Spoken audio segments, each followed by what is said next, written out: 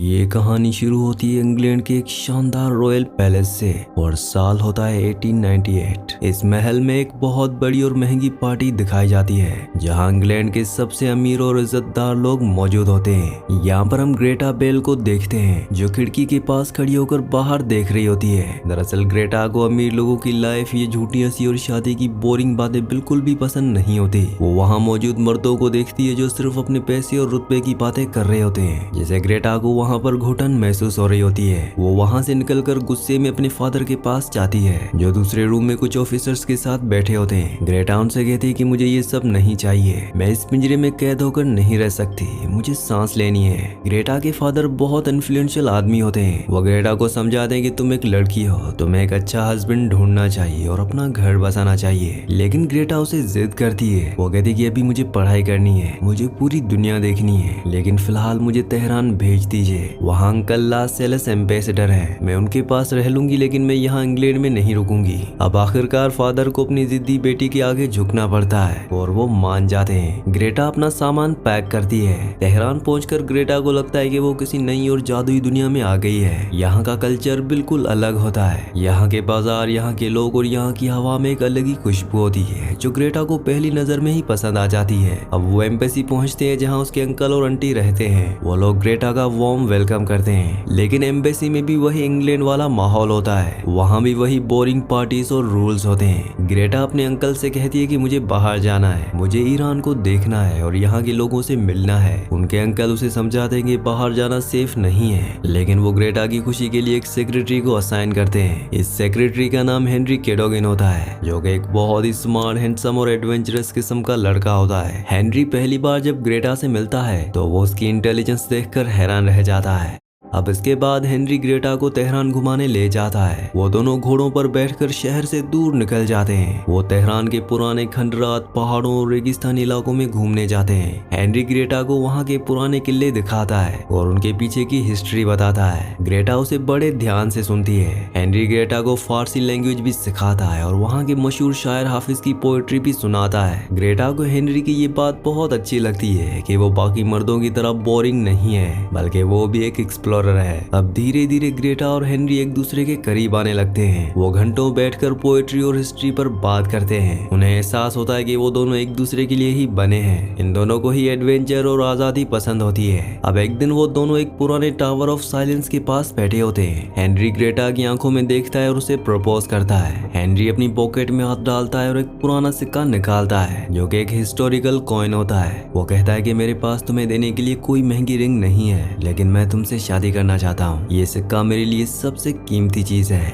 या तो मुझसे शादी करोगी? ये देखकर ग्रेटा की आंखों में आंसू आ जाते हैं। वो उस सिक्के को किसी भी हीरे से ज्यादा कीमती समझती है। वो खुशी खुशी हाँ कर देती है और हेनरी के गले लग जाती है। ये दोनों अपनी नई जिंदगी के सपने देखने लगते हैं। अब इसके बाद ग्रेटा अपने फादर को इंग्लैंड में एक लेटर लिखती है। उस लेटर में वो हेनरी की तारीफ करती है और बताती है कि वो उससे शादी करना चाहती है और वो अपने फादर से शादी के लिए परमिशन मांगती है। ग्रेटा उम्मीद कर रही होती है कि उसके फादर मान जाएंगे, लेकिन कुछ टाइम बाद उसके फादर का जवाब आ जाता है। लेटर पढ़कर ग्रेटा का चेहरा उतर जाता है। उसके फादर ने शादी से साफ और सख्ती से इनकार कर दिया होता है। उसने लिखा होता है कि मैंने पता करवाया है, हेनरी एक गैम्बलर है और वो कर्जे में डूबा हुआ है। ऐसा आदमी कभी तुम्हें खुश नहीं रख सकता। मैं अपनी बेटी का हाथ ऐसे आदमी को नहीं दे सकता। इस बात से ग्रेटा बहुत रोती है। वो हेनरी के पास जाती है और उसे फादर का लेटर दिखाती है। लेटर पढ़कर हेनरी बहुत शर्मिंदा हो जाता है। वो कन्फेस करता है कि उसने पास्ट में गैम्बलिंग की थी, लेकिन अब वो बदल गया है। ग्रेटा हेनरी से कहती है कि मुझे इंग्लैंड वापस जाना होगा ताकि मैं अपने फादर को फेस टू फेस मना सकूं। मैं उन्हें समझाऊंगी कि तुम अच्छे आदमी हो। हेनरी उसे रोकने की कोशिश करता है क्योंकि उसे डर लग रहा होता है। हेनरी कहता है कि अगर तुम गई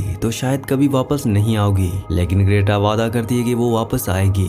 अब इसके बाद ग्रेटा इंग्लैंड वापस आती है और अपने फादर को मनाने की कोशिश करती है। वो उसे बहुत जिद करती है। वो कई महीनों तक उसे मनाने की कोशिश करती रहती है, लेकिन उसके फादर अपने फैसले पर अटल रहते हैं। एक दिन जब ग्रेटा नाश्ता कर रही होती है कि तभी उसे तेहरान से एक टेलीग्राम मैसेज मिलता है। वो टेलीग्राम खोलती है और उसे पढ़कर उसके पैरों तले जमीन निकल जाती है। वो वहीं पर ही गिर जाती है। उस मैसेज में लिखा होता है कि हेनरी की मौत हो गई है, उसने नदी में कूदकर खुद को मार लिया है। दरअसल हेनरी ग्रेटा के जाने का गम और अपने कर्जे का बोझ बर्दाश्त नहीं कर पाया और उसे लगा कि ग्रेटा वापस नहीं आएगी, इसीलिए उसने अपना खात्मा कर दिया। ग्रेटा पूरी तरह टूट जाती है, वो अपने कमरे में बंद हो जाती है और किसी से बात नहीं करती। उसे लगता है कि उसी की वजह से हेनरी की जान गई है। वो हेनरी की मौत का कसूरवार खुद को मानती और डिप्रेशन में चली जाती है। अब यहाँ पर 3 साल गुजर जाते हैं। ग्रेटा अब एक बदली हुई औरत बन चुकी होती है। उसके अंदर का रोमांस अब मर चुका है। वो डिसाइड करती है कि अब वो कभी शादी नहीं करेगी, बल्कि सिर्फ सफर करेगी और रेगिस्तान में सुकून ढूंढेगी। अब इसके बाद हमें दिखाया जाता है कि ग्रेटा अमान जॉर्डन में होती है और रेगिस्तान में जाने की तैयारी कर रही होती है। वहाँ के ब्रिटिश ऑफिसर्स उसे रोकते हैं। वो कहते हैं कि एक अकेली औरत डेजर्ट में नहीं जा सकती, वहाँ खतरा है। वहाँ के ट्राइब्स आपस में लड़ रहे हैं, वो तुम्हें मार देंगे या कर लेंगे। लेकिन ग्रेटा किसी की नहीं सुनती। वो वहाँ से एक लोकल गाइड को हायर करती है जिसका नाम फतेह होता है। फतेह एक बहुत ही वफादार और समझदार आदमी होता है। वो ग्रेटा से वादा करता है कि मैं आखिरी सांस तक आपकी हिफाजत करूंगा। वो दोनों ऊंट, टेंट्स और ढेर सारा खाना पानी लेकर बड़े रेगिस्तान में निकल पड़ते हैं। रास्ते में इनका सामना बेडू ट्राइब से होता है, जो कि रेगिस्तान के असली मालिक होते हैं। जब वो लोग ग्रेटा के काफिले को देखते हैं तो वो अपने हथियार निकाल लेते हैं और उन्हें घेर लेते हैं। शुरू में वो लोग ग्रेटा को देखकर शक करते हैं कि एक गोरी औरत यहाँ क्या कर रही है, लेकिन ग्रेटा उनसे डरती नहीं है। वो आगे बढ़ती है और उनके लैंग्वेज में उनसे बात करती है। वो उन्हें कहती है कि मैं यहाँ जंग करने नहीं आई, मैं तुम्हारे कल्चर को समझने आई हूँ। ग्रेटा उन्हें गिफ्ट्स देती है जिसे वो लोग इम्प्रेस हो जाते हैं। वो लोग ग्रेटा को अपने टेंट में बुलाते हैं, उसे चाय पिलाते हैं और उसे बहुत सारी इज्जत देते हैं। ग्रेटा उनके कल्चर को समझने की कोशिश करती है। वो उनके बारे में अपनी डायरी में लिखती है और मैप्स बनाती है। वो उनके साथ बैठकर उनकी हिस्ट्री सुनती है और बेडू लोग उसे रिस्पेक्टेड लेडी कहना शुरू कर देते हैं। अब सफर करते हुए ग्रेटा एक आर्कियोलॉजिकल साइट पर पहुंचती है, जहां जमीन खोदकर पुराने शहर निकाले जा रहे होते हैं। यहां उसकी मुलाकात टी लॉरेंस से होती है, जिसे बाद में दुनिया लॉरेंस ऑफ अराबिया के नाम से जानती है। लॉरेंस एक अजीब और मजाकिया किस्म का आदमी होता है। वो ग्रेटा को देखकर मुस्कुराता है। लॉरेंस और ग्रेटा के बीच में दोस्ती हो जाती है। वो दोनों डेजर्ट के बारे में गहरी बातें करते हैं। लॉरेंस ग्रेटा से कहता है कि तुम यहाँ सिर्फ घूमने नहीं आई हो, तुम यहाँ कुछ ढूंढ रही हो जो तुम्हें इंग्लैंड में नहीं मिला। तुम यहाँ अपने आप को ढूंढने आई हो। ग्रेटा उसकी बात सुनकर चुप रह जाती है, क्योंकि वो सच बोल रहा होता है। इसके बाद ग्रेटा दमस्कस सीरिया जाती है ताकि वो वहाँ के ब्रिटिश कौंसल से मिल सके और परमिशन ले सके। वहाँ उसकी मुलाकात चार्ल्स टॉकडी-विल से होती है, जो कि एक आर्मी ऑफिसर और कौंसल होता है। चार्ल्स एक मैरिड आदमी होता है, लेकिन वो अपनी वाइफ के साथ खुश नहीं होता। उसकी शादी सिर्फ नाम की होती है। चार्ल्स पहली नजर में ही ग्रेटा की हिम्मत, उसकी नॉलेज और उसकी आंखों की चमक से इम्प्रेस हो जाता है। वो दोनों काफी वक्त साथ बिताते हैं। चार्ल्स ग्रेटा को समझाता है कि रेगिस्तान बहुत खतरनाक है, उसे वापस चले जाना चाहिए। लेकिन ग्रेटा कहती है कि मुझे खतरों से डर नहीं लगता, मुझे आम जिंदगी से डर लगता है। मुझे उन दीवारों से डर लगता है जो मुझे कैद करती हैं। चार्ल्स उसकी बातों का दीवाना हो जाता है। ग्रेटा फिर से अपने सफर पर निकल जाती है। इस बार वो और भी गहरे रेगिस्तान में जाना चाहती है। चार्ल्स और ग्रेटा एक दूसरे को लेटर्स लिखना शुरू करते हैं। उनके लेटर्स बहुत इमोशनल और पोएटिक होते हैं। इन दोनों के बीच एक गहरा इमोशनल रिश्ता बन जाता है। चार्ल्स ग्रेटा को लिखता है कि वो उससे प्यार करने लगा है। अब ग्रेटा का अगला टारगेट हाइल शहर होता है, जो कि सऊदी अराबिया के बीच में और बहुत ही खतरनाक इलाका है। वहाँ राशिदी खानदान का राज होता है और वहाँ जाना मौत को दावत देने के बराबर होता है, क्योंकि वो फॉरेनर्स को पसंद नहीं करते।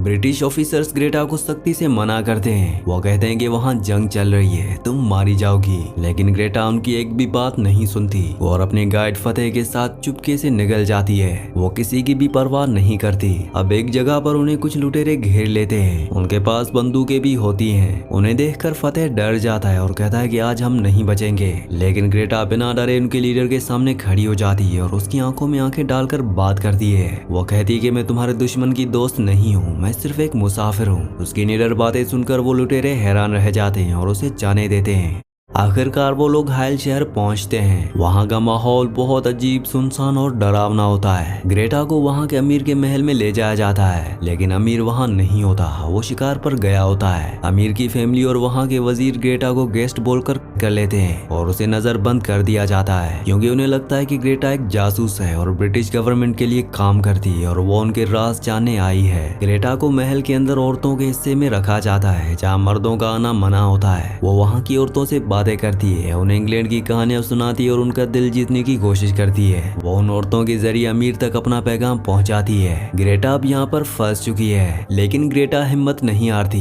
वो अपनी इंटेलिजेंस यूज करती है और वजीर से मिलती है। वो वजीर को समझाती है कि मैं इंग्लैंड की एक बड़ी फैमिली से हूँ, अगर मुझे कुछ हुआ तो ब्रिटिश आर्मी तुम्हारे शहर पर हमला कर देगी। उसकी ये वार्निंग काम कर जाती है और अमीर के लोग डर जाते हैं कि कहीं उन पर हमला ना हो जाए। वो लोग ग्रेटा को जाने की इजाजत दे देते हैं, लेकिन वो उसे गिफ्ट्स, घोड़े और तलवारें देकर रवाना करते हैं ताकि दोस्ती बनी रहे। ग्रेटा वहाँ से जिंदा वापस आती है, ये उसकी सबसे बड़ी जीत होती है। वो दुनिया की पहली औरत बनती है जो वहाँ से वापस आई। वापस आकर उसे पता चलता है कि दुनिया में वर्ल्ड वॉर 1 शुरू हो चुकी है और हालात बदल चुके हैं। ब्रिटिश आर्मी को ग्रेटा की सख्त जरूरत पड़ती है, क्योंकि सिर्फ वही है जो डेजर्ट के रास्तों और ट्राइब्स को जानती है। ग्रेटा को इजिप्ट बुलाया जाता है, जहाँ सारे बड़े ऑफिसर्स और जनरल्स मीटिंग कर रहे होते हैं। यहाँ पर उसे फिर से लॉरेंस मिलता है और साथ ही चार्ल्स विली भी वहाँ होता है। ग्रेटा और चार्ल्स दोबारा मिलते हैं। इन दोनों की आंखों में आंसू होते हैं। चार्ल्स उसे बताता है कि वो अभी भी उससे प्यार करता है और उसके बिना नहीं रह सकता। वो कहता है कि मैं अपनी वाइफ को डिवोर्स दे दूंगा और हम शादी कर लेंगे, बस ये जंग खत्म हो जाए। ये सुनकर ग्रेटा बहुत खुश होती है। उसे लगता है कि आखिरकार उसे अपनी मंजिल मिल गई और वो हेनरी के गम से बाहर आ जाएगी। लेकिन किस्मत को कुछ और ही मंजूर होता है। चार्ल्स को जंग के लिए गालीपोली भेजा जाता है, जो कि एक खतरनाक फ्रंट है। चार्ल्स जाने से पहले ग्रेटा से वादा करता है कि वो वापस आएगा और उनकी नई जिंदगी शुरू होगी।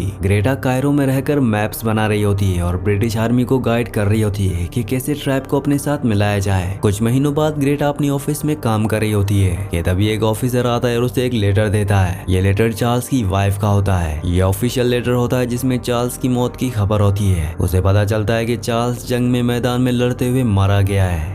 अब ग्रेटा एक बार फिर से अकेली रह जाती है। पहले हेनरी और अब चार्ल्स, दोनों प्यार उसकी जिंदगी से चले गए। वो समझ जाती है कि प्यार और घर बसाना उसकी किस्मत में नहीं है। उसकी किस्मत सिर्फ ये रेगिस्तान और सफर है। वो अपने आंसू पोंछती है और वापस अपने काम में लग जाती है। अब वो और भी ज्यादा सख्त हो जाती है। इसके बाद हम देखते हैं कि जंग खत्म हो गई है और ऑटोमन एम्पायर टूट चुका है। ब्रिटिश और फ्रेंच गवर्नमेंट्स मिडिल ईस्ट का बंटवारा कर रहे होते हैं और नए मुल्क बना रहे होते हैं। ग्रेटा वहाँ मौजूद होती है और डिसाइड करती है कि वहाँ का राजा कौन होगा। वो वहाँ के किंग्स फैसल और अब्दुल्ला को सपोर्ट करती है ताकि अरब लोगों को उनका हक मिल सके और वो खुश रहें। दरअसल ग्रेटा ने जो काम किया है वो कोई मर्द भी नहीं कर पाया था, इसलिए लोग उसे क्वीन ऑफ द डेजर्ट कहते हैं। इसके बाद ग्रेटा वापस उसी रेगिस्तान में खड़ी होती है जहाँ से उसने शुरू किया था। वो अब बूढ़ी हो चुकी होती है। ग्रेटा रेगिस्तान में अकेली खड़ी होती है लेकिन कमजोर नहीं लगती। जिसके बाद लिखा आता है कि ग्रेटा बेल ने अपनी पूरी जिंदगी वहीं मिडिल ईस्ट में गुजारी और कभी शादी नहीं की।